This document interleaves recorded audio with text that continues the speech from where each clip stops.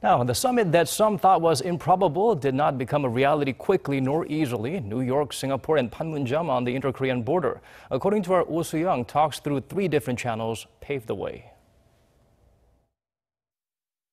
Ahead of the anticipated summit between Donald Trump and Kim Jong-un, officials from both sides have shuttled through the so-called 3-track preparation talks to make the historic meeting happen and pave the way for a deal on denuclearizing the North.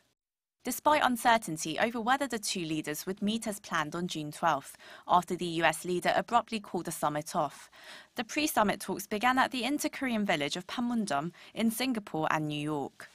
Attending the Panmunjom talks from North Korea's side were Vice Foreign Minister Son-hui and Choe Kang-il, who oversees North American affairs. The US delegates included Ambassador to the Philippines Sung Kim and specialists on Korea and Asia affairs Alison Hooker and Randall Shriver.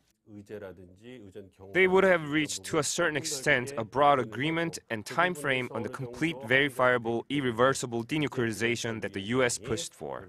The North has requested a gradual, step-by-step process with compensation including a security guarantee. Such a procedure would be needed for inspection and removal of the nuclear weapons, so the U.S. may have agreed implicitly. Meanwhile, the heads of protocol from both sides held talks in Singapore over the technical details of the summit, including security, protocol, and the specific meeting venue. Over in New York, high-level meetings took place between Kim Jong-un's top aide and former spy chief Kim Yong-to, US Secretary of State Mike Pompeo, and the CIA's Korea Desk Chief Andrew Kim.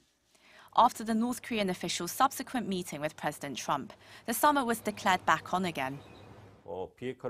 His visit was a final piece of the puzzle. It seems talks on the protocol as well as the agenda had been wrapped up to a certain extent. So along with the result of his meeting with Pompeo, he would have personally conveyed Kim Jong-un's views on denuclearization to Trump, as well as the personal letter expressing his will to hold the talks. The two sides may have agreed on the wider framework on denuclearization, but the expert says the devil is in the details, and that Tuesday's summit is just the first of many discussions to come. Oh Soo-young, Arirang News.